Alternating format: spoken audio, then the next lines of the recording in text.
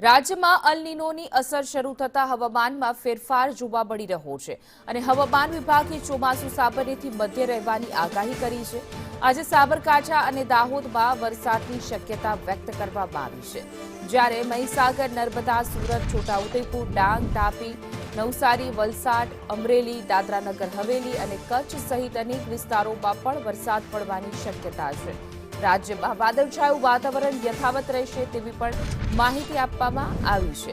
તો રાજ્યમાં અલ નીનોની અસર શરૂ થઈ ગઈ છે। ચોમાસું આ વખતે સામાન્યથી મધ્ય રહે તેવી પણ શક્યતા છે। તો હવામાન વિભાગે સાબરકાંઠા, દાહોદમાં પણ વરસાદની આગાહી કરી છે। મહીસાગર, નર્મદા, સુરતમાં પણ વરસાદ પડે એવી શક્યતા। વધુ વિગતો સાથે મારા સંવાદદાતા દિવ્યા ચૌહાણ ન્યૂઝરૂમથી જોડાઈ ગયા છે। દિવ્યા, આજે વરસાદની આગાહી કયા કયા જિલ્લામાં અસર જોવા મળશે? રાજ્યમાં અલ નીનોની અસર છે તે સક્રિય થઈ છે અને તેને જ લઈને ચોમાસું પણ હવે સાનુકૂળ રહેવાની પણ સંભાવનાઓ છે જે હવામાન તરફથી વ્યક્ત કરવામાં આવી છે। જ્યારે આજથી જ વાતાવરણ પલટો છે જે શહેરના વિવિધ વિસ્તારોમાંની સાથે સાથે રાજ્યના અલગ અલગ જિલ્લાઓમાં પણ જોવા મળી રહ્યું છે। તો વાદળછાયું વાતાવરણ રહેવાનું છે।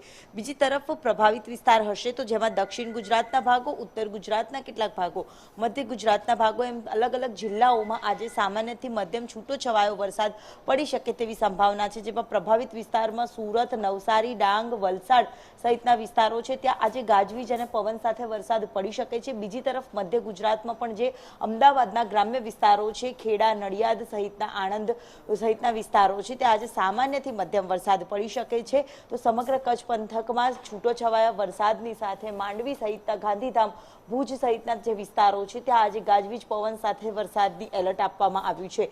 સૌરાષ્ટ્રના વિસ્તારની વાત કરીએ તો પોરબંદર, વેરાવળ, ગીર સોમનાથ, મોરબી, ભાવનગર સહિતના જે વિસ્તારો છે ત્યાં સામાન્યથી મધ્યમ વરસાદ જે રહે તેવી સંભાવનાઓ છે। તો કેટલાક વિસ્તારમાં એટલે કે વેરાવળ અને પોરબંદરમાં આજે પવન સાથે વરસાદ રહેવાનું પણ અનુમાન કરવામાં આવ્યું છે। રાજ્યમાં વાદળછાયું વાતાવરણ રહેવાનું છે, સાથે કેટલાક જિલ્લાઓ એવા છે કે જે સામાન્યથી મધ્યમ કે છૂટો છવાયો વરસાદ પણ આજના દિવસે પડી શકે છે। આ સાથે 7 દિવસ સુધી વરસાદની આગાહી હવામાન વિભાગ તરફથી વ્યક્ત કરવામાં આવી છે।